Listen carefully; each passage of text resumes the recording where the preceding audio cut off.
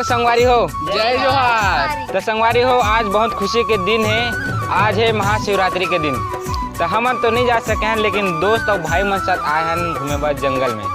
तो वीडियो में लास्ट तक बने रहो संगवारी हो। जो मस्ती करवो, जो भी देखबो या दिखावो, तो लास्ट तक बने रहो और आप मन भी एंजॉय करो। और हमारे यूट्यूब चैनल DKबरिहा ब्लॉग ला सब्सक्राइब जरूर करो और मैं बनाए रहो।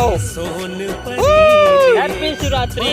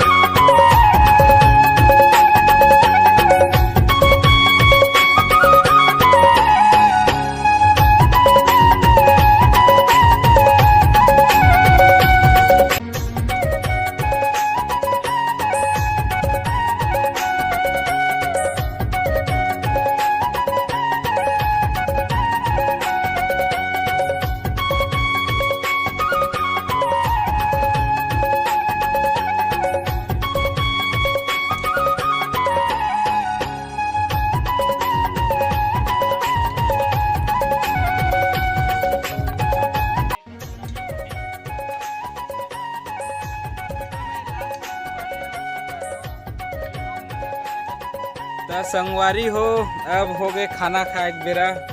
खाना बन गए, हम मन भी अब खाना खा बैठबो। आप मन भी देखत रहो और लास्ट तक बने रहो।